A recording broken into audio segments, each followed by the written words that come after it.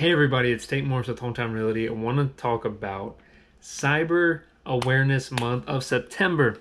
If you're not part of my monthly or bi-weekly newsletters, yesterday I sent out an item of value that talked about kind of some common scams that are happening, ways to protect yourself, ways to basically increase your security online, things to look out for. If you're not part of that, just send me a text message, DM me. I'd be more than glad to sign you up for it. Or it's not really a sign up. I just send it out, something to separate myself from other realtors. But it's never too late for that. But I know a lot of people online aren't part of that newsletter. So I wanted to make this video on common scams that are happening that I've been seeing more frequently.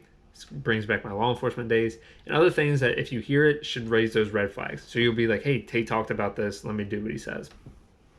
So what are some common scams that I've been seeing? Number one is the phone call scam. Now this one can go in an array of just different roads.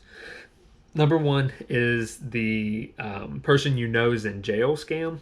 They call you and say, hey, I'm in jail. I need you to give me this money. Maybe it's a business saying like, hey, this happened to your computer. Your computer got hacked. We have pictures of you, stuff like that. Always ask questions. That's my number one tip, because this happened to endless grandparents. Somebody called trying to impersonate me. Can you believe that? Tate Morris. They said, hey, yeah, it's Tate. I'm in jail. I need you to give me $10,000 so I can get out.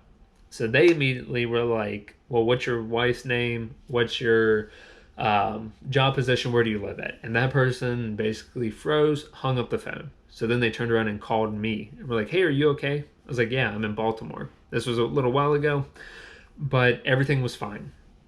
Ask questions. Ask them questions that only you and that person would know, something that might not be too common knowledge, because it lets you know, actually, is this the person?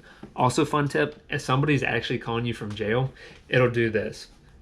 You are receiving a call from Tate Morris from I'll use the jail here, Monkey Regional Jail.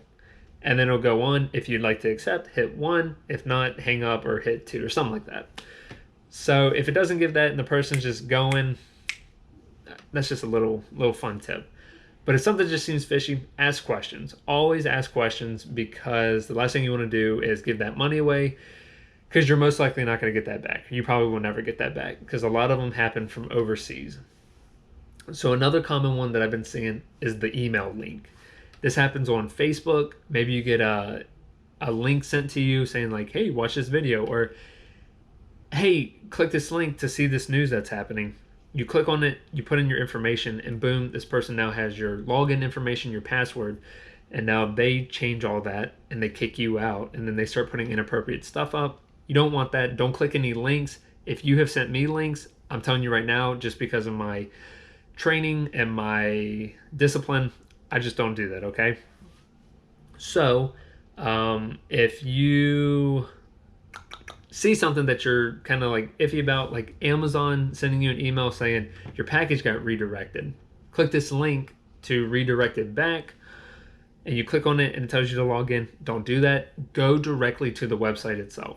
So you see this email, you're kind of like, well, that's weird. I either A, don't remember ordering anything, or, oh, I did order something. Just go to a new URL or a new web page, type in Amazon.com, log in that way, and check your information there. That's the safest way to do it, to ensure that it is not a scam, and you can verify if your package really is redirected or it's just a scam. Other things to think about in terms of red flags are the gift cards. No legitimate business is going to ask you to pay via gift card. Apple would not do that. Google would not do that. My business would not do that. So don't pay via gift cards. Same with if a police department, the FBI, the IRS says that you have a warrant out for your arrest, and so you can either pay us or give us gift cards. That's a scam. You can't buy your way out of a warrant. Neither can you buy your way with gift cards, if that makes sense. So yes, there's a lot of scams out there. Protect yourself. Sign up for my newsletter. I'd be more than happy to send it to you. Because again, last thing I want is for you to fall victim to this. If you have questions on specific scams, again, I'm here for you all. bring back those police days, and I'm more than happy to help. All right, everybody, have a good rest of your week, and I'll see you on next week's episode. All right, bye.